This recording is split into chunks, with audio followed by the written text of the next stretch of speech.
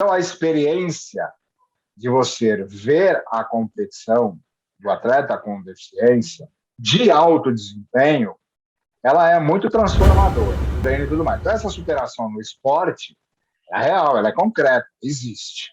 O erro é você pegar esse discurso da superação e trazer para a vida de todas as pessoas com deficiência que existem no mundo. Como se todas as pessoas com deficiência que existem no mundo fossem atletas de Olimpíada. Na vida real, no dia a dia, no cotidiano, a superação é uma falácia, né? Mas para de achar que a pessoa com deficiência é um super-herói, porque ela não é. O jornalista Luiz Alexandre Ventura reflete como a abordagem estereotipada dos meios de comunicação reforça a visão preconceituosa que a sociedade tem sobre as pessoas com deficiência. Confira!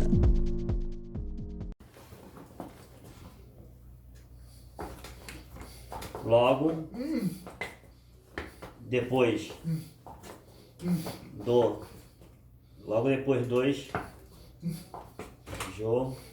jogos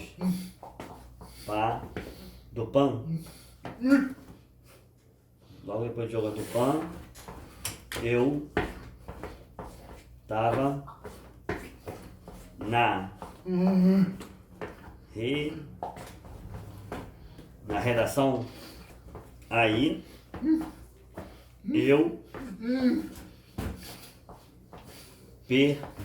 perguntei assim: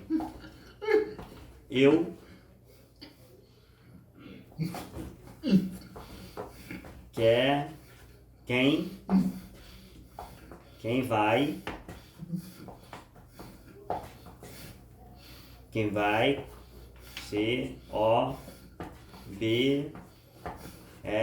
cobrir o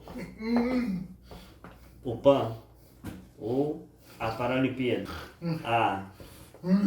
A minha chefe disse: a gente nem pensou nisso. Falta interesse dos veículos.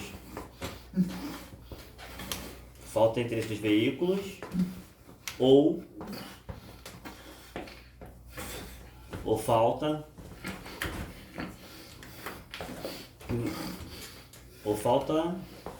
ser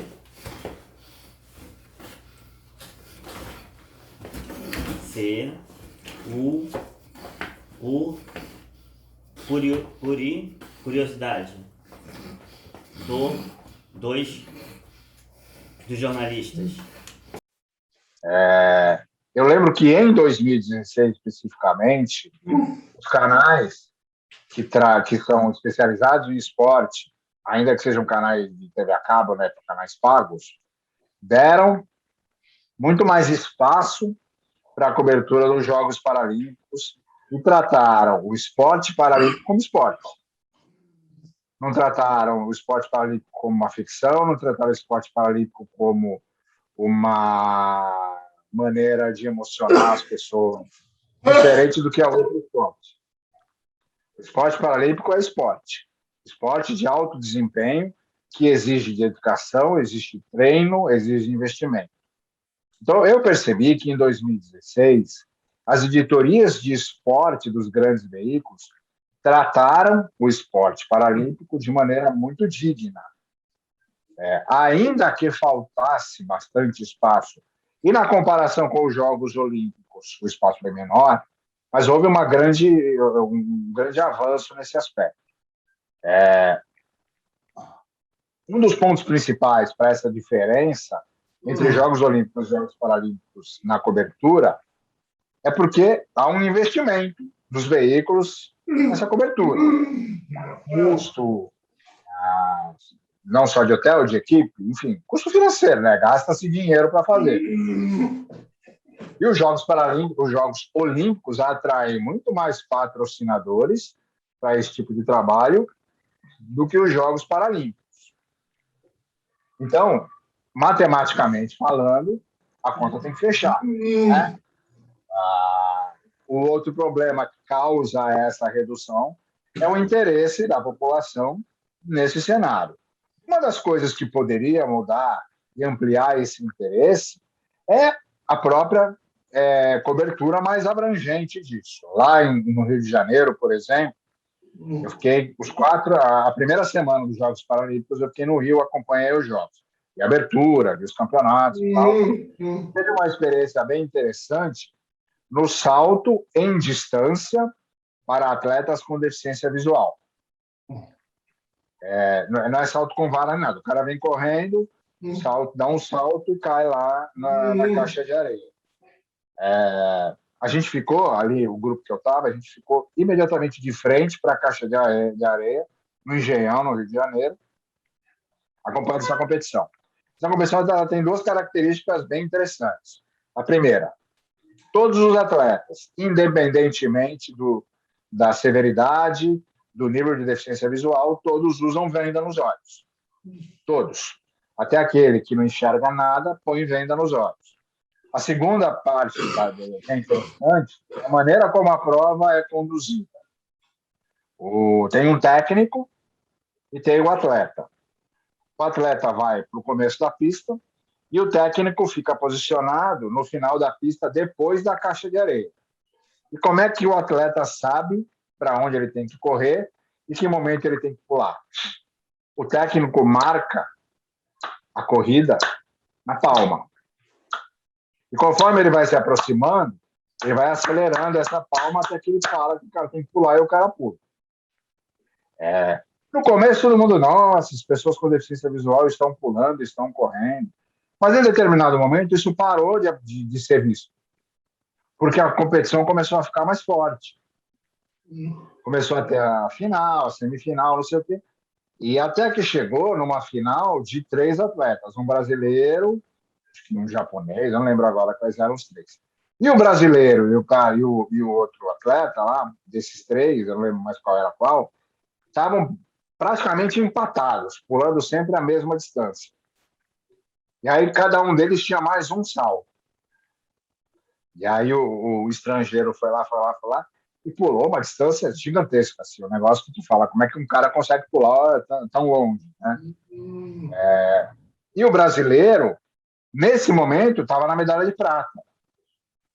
Só que aí ele correu e ele conseguiu ultrapassar o pulo do cara, mas ele deu um pulo que, assim, um negócio que foi meio assustador, porque ele voou muito alto, pulou muito longe. Ele ganhou a medalha de ouro. E naquele momento, todo mundo explodiu ali e vibrou. Então a deficiência sumiu. Só se via o esporte. Então a experiência de você ver a competição do atleta com deficiência de alto desempenho, ela é muito transformadora. Isso acontece também na natação. Na natação, quando você vai ver, eu vi prova de natação, os caras nadam numa velocidade que é um negócio impressionante. O Daniel Dias é uma coisa fora do comum, assim, né? Então, eu entendo que essa cobertura dos Jogos Paralímpicos melhorou muito. Agora, vai ter de novo, né? A gente tem todas essas questões da pandemia, todas essas restrições, mas as emissoras estão anunciando a cobertura, estão anunciando que vão fazer cobertura em tempo real. O fato da Olimpíada ser no Japão é bastante significativo e favorece essa cobertura, porque você não precisa reduzir a programação do dia para fazer uma cobertura com mais conteúdo, porque é o horário invertido, né? As pessoas que gostam de esporte vão acompanhar aquilo de madrugada. Um monte de gente acompanhando a Olimpíada de madrugada, né?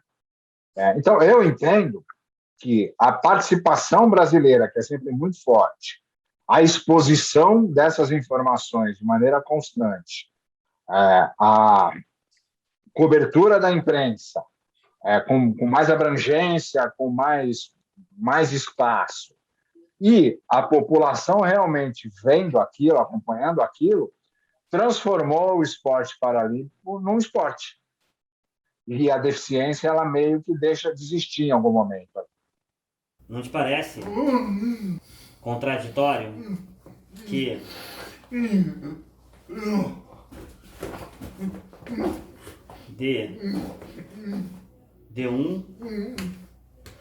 de um lado as pessoas com deficiência sejam vistas como pessoas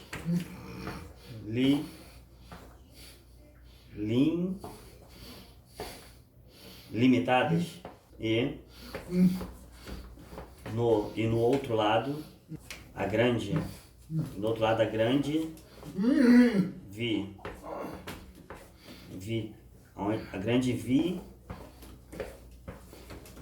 vitrine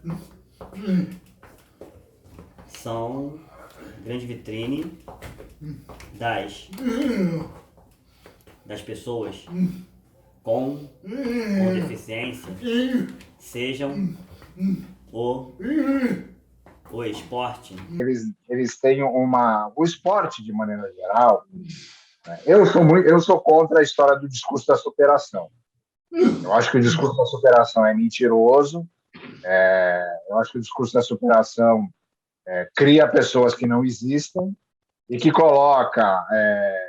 separa pessoas com deficiência que fazem tudo sozinha daquelas que, porque não conseguem, não se esforçaram o suficiente. E que todo mundo só consegue superar as coisas se fizer tudo sozinho.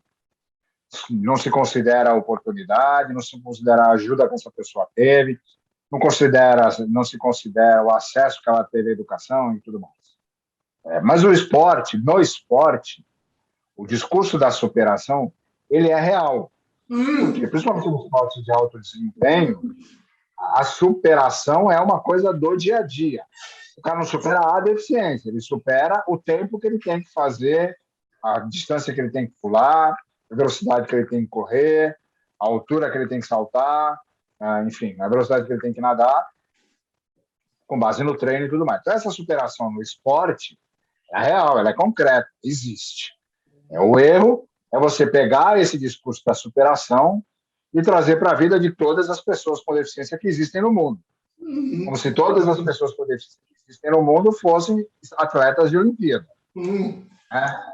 Então, o discurso está errado nesse sentido. Há, sim, uma contradição no que você está dizendo, é verdade, na abordagem de que a pessoa com deficiência até ontem é aquele cara quebrado, que não consegue fazer nada, né? E no dia seguinte, por causa dos Jogos Paralímpicos, aquele cara quebrado vira o super-homem. Né? E aí, o exemplo que eu dei do cara bilionário que não sobe a escada se não tiver acessibilidade, é a mesma coisa para o atleta paralímpico. Você pega, por exemplo, o exemplo do Fernando Fernandes, que é um cara bem forte, é um cara atleta, um cara que rema, que faz tudo. Mas se você colocar ele de frente para um prédio de 10 andares, sem elevador, ele vai demorar muito mais para subir as escadas. Ele vai subir, ele consegue. Ele tem muita força no braço. Ele vai demorar muito mais para subir do que pessoas que sobem a pé, né? Andando.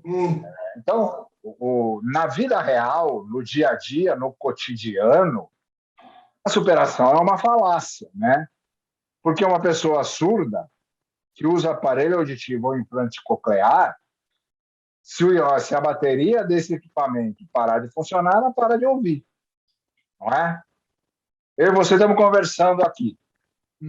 A gente está falando com equipamento de tecnologia. Se a nossa internet cair, se a luz apagar, se quebrar o computador, acabou a nossa conversa, não é? Então, há sim essa contradição.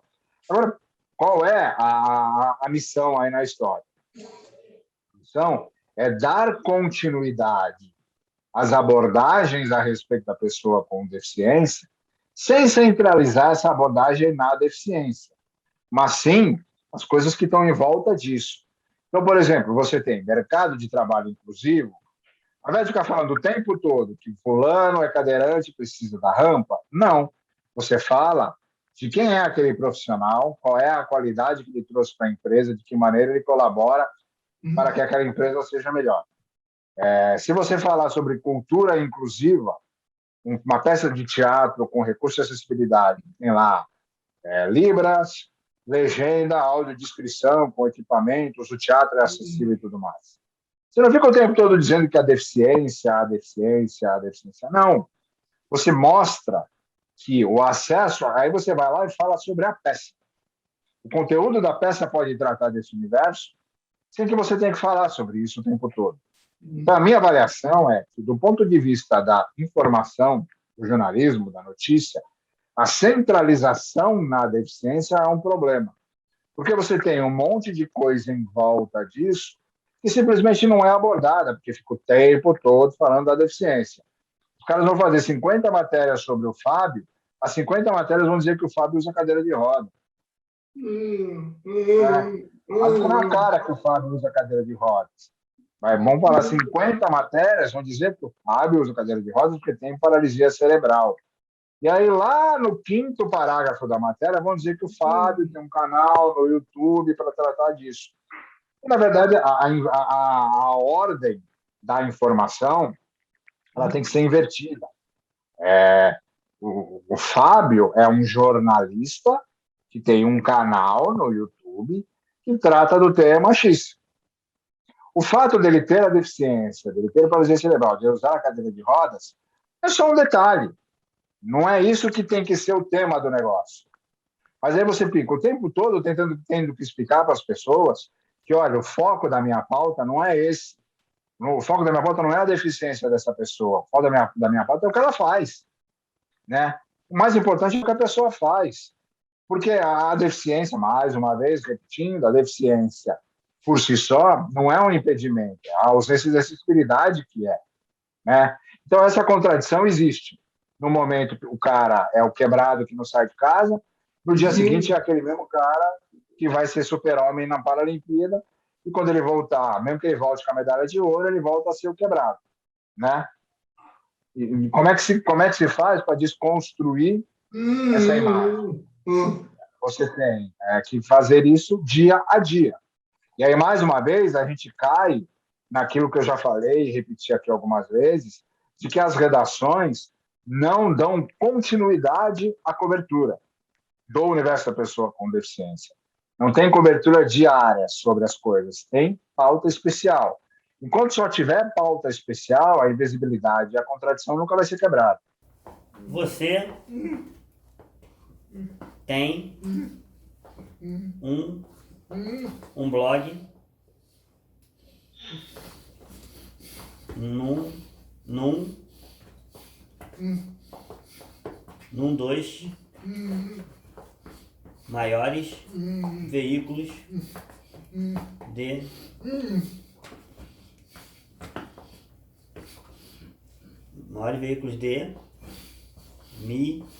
mídia.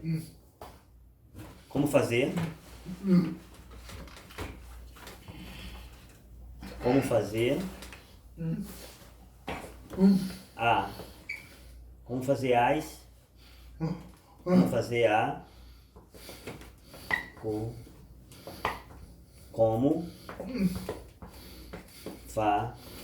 como faz e para que as pautas sobre as pessoas com deficiência sejam atraentes para o público. O que eu quis dizer com isso é o seguinte: eu tenho um contrato com o Estadão que prevê um percentual do que eles ganham de dinheiro lá com o blog. Mas esse valor é quase simbólico. É R$100, R$50 por mês. Por quê? Porque a maneira como isso é vendido, porque o blogueiro é diferente do cara que é colunista. E como eu comecei do zero, eu não me tornei famoso depois que fui para lá, Então, o meu contrato é nesse formato. O mercado, de maneira geral, não apoia esse tipo de conteúdo. Todo mundo quer dizer que é inclusivo, todas as empresas procuram. Eu recebo uma média de 500 e-mails por semana de pautas sobre questões das pessoas com deficiência, a maioria pauta exclusiva, de empresas de todos os tamanhos, gigantescas ou pequenas, mas nenhuma delas, quando a gente vai tentar uma segunda abordagem para falar, olha, é interessante, talvez você pudesse ser patrocinador, ninguém tem interesse em patrocinar ou ser anunciante específico desse tipo de conteúdo. E aí essa incoerência, quem explica é o diretor de marketing, porque se eu soubesse por que é assim, eu já estava ganhando muito dinheiro. Entendeu? Agora, o que torna a notícia sobre a pessoa com deficiência atraente é a notícia. Né? Eu falei, o meu blog vai completar 9 anos. No dia 11 de setembro de 2021, o meu blog completa 9 anos. Eu já passei de 1.500 reportagens publicadas, todas escritas por mim. Salvo alguns artigos que são escritos por convidados, todas as reportagens do blog são escritas por mim. Desde o primeiro dia de trabalho, a minha meta no blog era dar visibilidade às notícias sobre o universo da pessoa com deficiência. E não era dar visibilidade à deficiência e não era dar visibilidade ao discurso da superação, seja lá o que fosse. Era pegar uma notícia e ser jornalista na cobertura daquela notícia e tratar informação como informação. Esse é o ponto. Tratar a informação como informação. No momento de fazer um artigo opinativo, eu faço um artigo opinativo, eu faço pouco, mas ainda faço. Só que notícia é notícia. Então, o que é uma notícia, eu publico. Uma nova tecnologia, uma denúncia sobre alguma coisa errada que foi feita, uma abordagem sobre determinado tema, uma política pública que precisa ser colocada em prática, tem uma quantidade enorme de coisas. Número de pessoas empregadas, enfim, não dá para ficar listando até amanhã. O foco tem que ser a notícia. O que torna isso atraente, atrativo, é tirar o foco da deficiência. Porque, veja, a meta não é que as pessoas vejam o meu blog e fiquem emocionadas e motivadas e achem tudo lindo e maravilhoso e deem um clique e um joinha. A meta do meu blog é que as pessoas quebrem os próprios preconceitos ao lerem o que eu escrevo.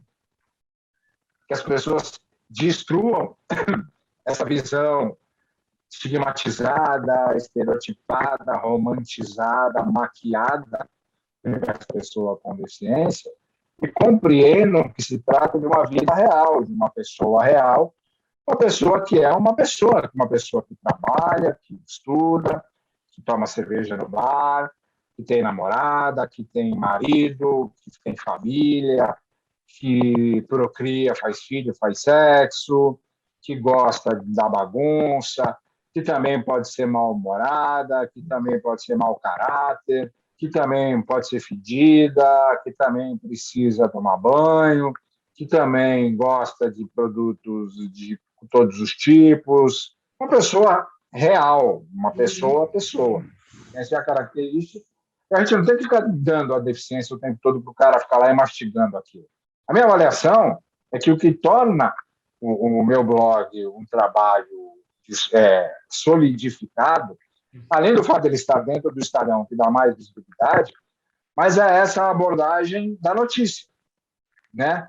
Eu não criei nada muito milaborante, eu só tirei tudo que havia de falsificado nisso. E comecei a clarificar esse negócio. Falei, olha, esse é o mundo claro. Não é nem o mundo real, nem o mundo verdadeiro, não, é o mundo claro. É aquele mundo da pessoa. Você tira suas próprias conclusões, mas para de achar que a pessoa com deficiência é um super-herói, porque ela não é. Esse aqui é o mundo dela. Aqui está a notícia. O que torna atrativo é a notícia. A notícia é a informação que é importante. Que dica o jornalista Luiz dá para que dica o jornalista Luiz dá para um jovem jornalista como tratar as pessoas com deficiência, como